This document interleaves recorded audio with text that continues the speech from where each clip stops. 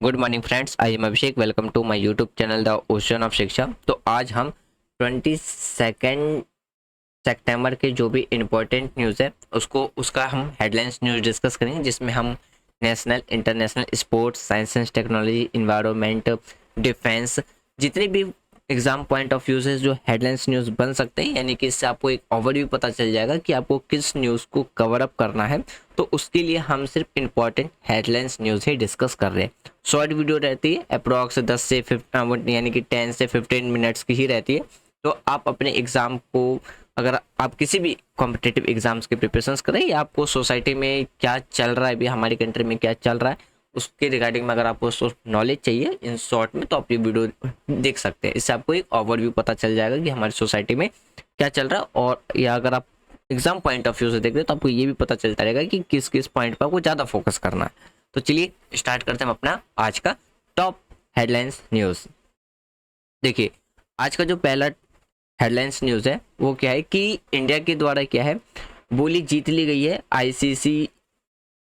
यानी कि ICCC host जो कि 2027 में करेगा। अब देखिए, जो आईसीसीसी है वो क्या है, यानी कि international Congress on chemistry of cement, इसकी जो होस्टिंग है वो भारत के द्वारा जो इसकी बोली है वो जीत ली गई है। और किसके अगेंस्ट में, तो स्विट्जरलैंड और यूएई के अगेंस्ट में। अब देखिए, जो हमारा आईसीसीसी है यानी कि international Congress of on the chemistry of cement, इसमें अगर हम बात करें, इसके जितने भी जो यानी कि जो ग्लोबल लीडर्स हैं, एकेडमियंस हैं, प्रोफेशनल्स, जो डेलीगेट यानी कि डेलिब्रेट है, और जो यानी कि प्रोसेस है, रिसर्चर इस सेक्टर के, वो सारी क्या है इस मीटिंग में, यानी कि जो होस्ट किया जाएगा इंडिया के द्वारा, उसमें शामिल होंगे। अगला जो हेडलाइंस न्यूज़ है वो क्या है, जो आईसीसी पॉल्यूशन कंट्रोल जो विजल्स है, समुद्र प्रहारी कैरीज आउट जो pollution response table top exercises है विथ किसके साथ, टाई ऑफिशियल्स एट जो हमारा केलहोंग टोई पोर्ट है बैंकॉक में। तो इसके साथ देखिए, इस योजना में क्या होगा कि जो भी प्रदूषण नियंत्रण पोर्ट है या समुद्री पहाड़ी जो प्रहरी ने बैंकॉक में जो हमारा खगोलीय टोई बंदरगाह है पर अस्थायी अधिकारियों के साथ मिलकर के प्रदूषण प्रतिक्रिया टेबल टॉप अभ्यास उनके द्वारा शुरू किया गया है। साझा चुनौतियों से निपटने के प्रति भारत की जो समुद्री विशेषज्ञता और जो प्रतिबंधक को है वो क्या है, ये दर्शाता है। फिर बात करते हैं कि जो जहाज के जो चालक है, यानी कि जो शिप को जो चलाते हैं, और एनसीसी के जो कैडेट्स हैं, यानी कि एनसीसी कैडेट्स और एमएनसी ऑफिशियल, इनके द्वारा कंडक्ट किया गया है। क्लीन अप करेंगे, यानी कि जो क्लीन अप एक्टिविटी है हमारा, अगर हम बात करें जो पट्टैया बीच है कहाँ पे, तो पुनीत सागर अभियान के तहत तो क्या करेंगे, उसको क्लीन करने का काम करेंगे। नेक्स्ट जो हेडलाइंस न्यूज़ है उसमें क्या है, हमारी कंट्री की जो प्रेसिडेंसी में G20 की जो 4th infrastructure working group meeting है वो जो हमें शेड्यूल देखने को मिलेगा 21 एंड 22 सितंबर को, कहाँ पे, तो मध्य प्रदेश के जो कंजराहू जगह है तो वहाँ पे आपको देखने को मिलेगा। अगला जो हेडलाइंस न्यूज़ है वो इंडिया और श्रीलंका के बीच में जो मैरीटाइम बायलैटरल एक्सरसाइज देखने को मिलता है, तो 13th एडिशन से इसका कंडक्ट कराया जा रहा है। अगर हम बात करते हैं इंडिया की जो नेवल विजल्स है और सबमरीन, फिर लॉन्ग रेंज जो मैरीटाइन है, long range maritime portal aircraft है, वो सिंगापुर के पोर्ट पे जा पहुंची है, जिसकी किस्म, तो 13th एडिशन जो सिंगापुर और इंडिया के बीच में जो हमारा यानी कि सिमएक्स जो बायलैटरल मिलिट्री यानी कि मैरीटाइन बायलैटरल एक्सरसाइज, उसमें पार्टिसिपेट करने के लिए। तो ये आपका किसके डिफेंस में हो सकता है, यानी कि आपका डिफेंस के रिगार्डिंग में एक्सरसाइज क्वेश्चंस निकल के आ सकते हैं कि जो जैसे कि हमारा सिम्बैक्स है, पूछा जा सकता है कि सिम्बैक्स जो एक्सरसाइज है किन दो नेशंस के बीच में एक्सरसाइज कंडक्ट कराया जाता है। ये यहाँ पे आपसे, अगर जो भी मैंने थोड़ी देर पहले डिस्कस किया था G20 के, तो इसमें भी आपसे ये पूछा जा सकता है कि 4th जो G20 infrastructure working group meeting है वो उत्तर प्रदेश के किस डिस्ट्रिक्ट में या किस शहर में हो रहा है, यहाँ से भी क्वेश्चन पूछे जा सकते हैं। तो इस तरीके से क्या है, करंट अफेयर्स की या बैकग्राउंड पे या आपसे G20 के बेसिस पे पूछ सकते हैं। अगर आप सिविल सर्विस एग्जामिनेशंस की बात करो तो G20 के बेस पे बहुत से क्वेश्चंस पूछे। एक बार तो ये पूछा था कि G20 नेशंस में कितने कौन कौन से मेंबर्स ने, 4 ऑप्शंस दे दिए थे, अलग अलग कंट्रीज के नाम थे, उसमें बताना था कि कौन सा मेंबर इसमें नहीं है या कौन सा मेंबर्स है। इस तरीके से क्वेश्चंस जनरल करंट अफेयर के बेस पे कोई भी कॉम्पिटिटिव एग्जाम बैकग्राउंड यानी कि उसका एक बेस मान करके क्वेश्चन पूछ लेती है। अब यहाँ पे भी अगर हम बात करें, ये एक इंटरनेशनल न्यूज़ है, तो यानी कि इंडिया ग्लोबल फॉर्म और जो वर्ल्ड गवर्नमेंट समिट है उसके द्वारा साइन किया गया है, जो आज के टाइम पे जो इकोनॉमिक्स प्रोग्राम जो इमर्ज डेवलप हो रहा है उसके बेस पे। देखिए अगर हम इस न्यूज़ की बात करते हैं तो इंडिया ग्लोबल फॉर्म और वर्ल्ड गवर्नमेंट समिट में एक जो उभरती हुई अर्थव्यवस्था कार्यक्रम है उसको डेवलप करने के लिए इन दोनों के देशों के बीच में, यानी कि इन दोनों में क्या है, एक MOU साइन किया गया। अगर हम इस प्रोग्राम की बात करते हैं तो इसको और भी ज़्यादा सतत विकास, यानी कि जो हमारा सस्टेनेबल डेवलपमेंट है, फिर हम बात करते हैं जो हमारा भू आर्थिक दृष्टिकोण, मतलब कि एक तरीके से कह सकते हो आप इसे। देखिए अगर हम इसमें बात करें तो इस प्रोग्राम के अंदर जो भी हमारे स्टेक होल्डर्स हैं, इंक्लूडिंग अगर हम बात करते हैं गवर्नमेंट ऑफिशियल्स हो गए, एक्सपर्ट्स टू फोस्टर्स हो गए, हाई लेवल के डिस्कशंस करने के लिए किस पे, जो भी हमारा सस्टेनेबल डेवलपमेंट गोल है, या हम जो इकोनॉमिक पर्सपेक्टिव्स हैं, या हम बात करते हैं इनोवेटिव यानी कि इनोवेटिव सॉल्यूशंस के लिए क्या है,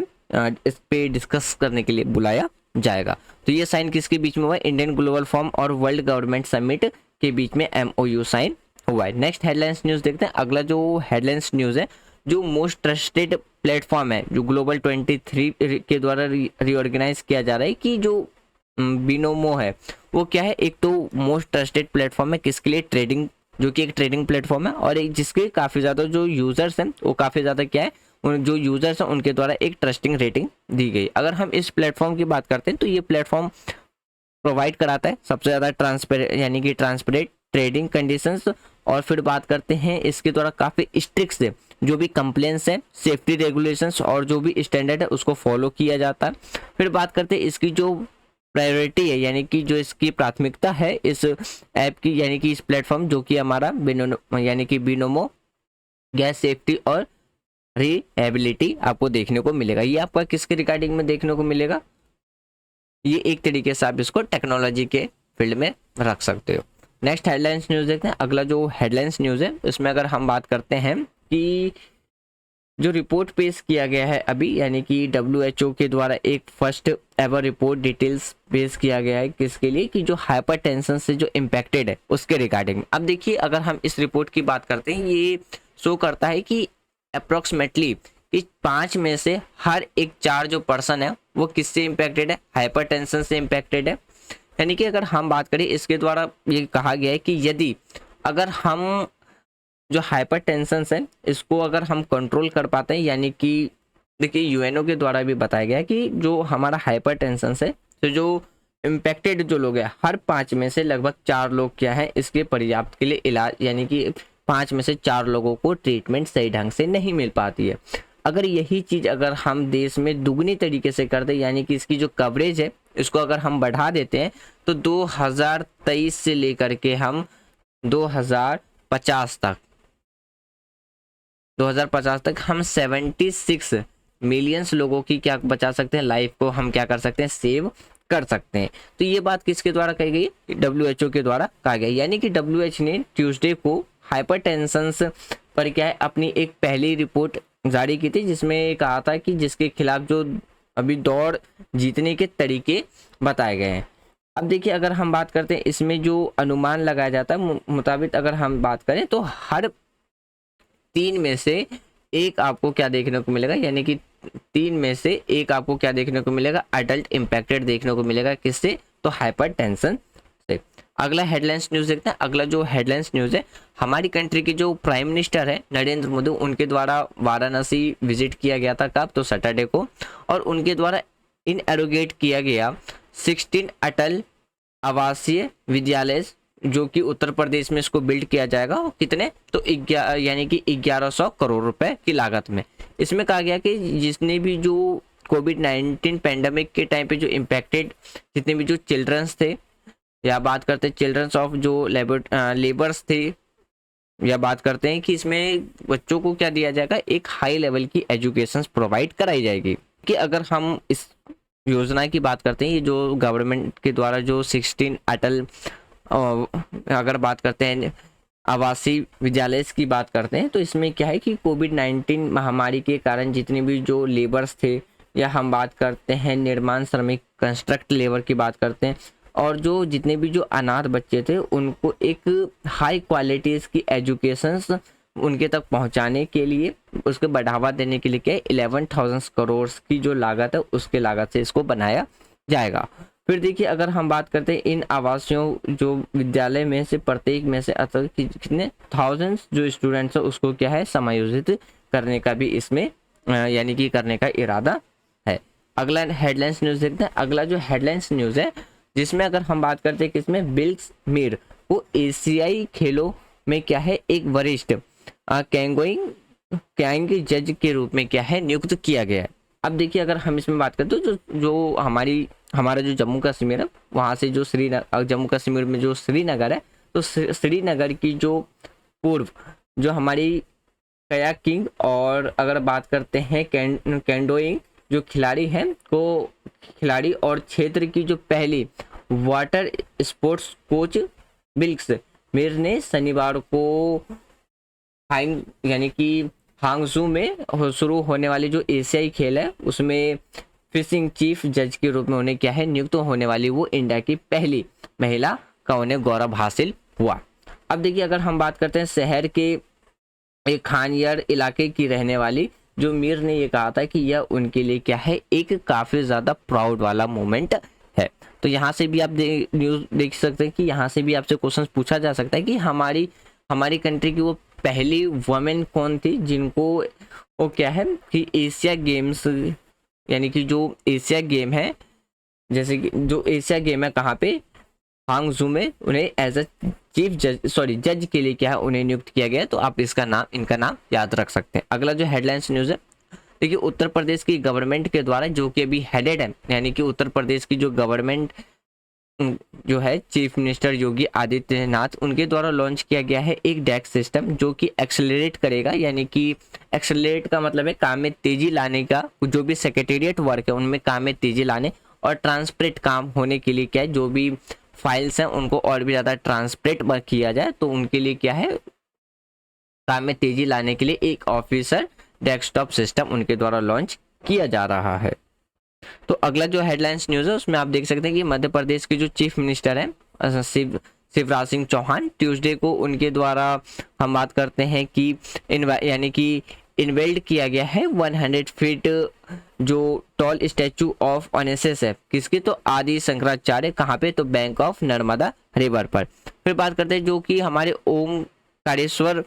एक्सप्रोटमेटली कितना तो 260 किलोमीटर कहाँ से देखने को मिलेगा तो स्टेट ऑफ कैपिटल भोपाल से देखने को मिलेगा। और इसमें अगर हम बात करते हैं तो कितना तो 6 साल का अगर हम बात करते हैं कि इसकी जो परिकल्पना है वो कितना 6 साल बाद रखी गई है। नेक्स्ट हेडलाइंस न्यूज़ देखते हैं। अगला जो आज का जो हमारा लास्ट हेडलाइंस न्यूज़ है वो क्या है कि लोकसभा के द्वारा जो बिल है रिजर्वेशंस वुमेन रिजर्वेशंस बिल है वो क्या है पास कर दिया गया है। तो देखिए ये जो वुमेन रिजर्वेशंस बिल 2023 जो लाया गया अभी करंट गवर्नमेंट के द्वारा जो आज ही लोकसभा में पास हुआ तो वो किस अभियान के थ्रू लाया गया तो नारी शक्ति वदन अभियान 2023 के तहत क्या है वुमेन की रिजर्वेशंस की बिल लोकसभा में रखी गई थी जो कि लोकसभा से पास हो गई। अब जो नेक्स्ट स्टेप होगा वो कहाँ पे इसकी वोटिंग देखने को मिलेगी आपको राज्यसभा में देखने को मिलेगा।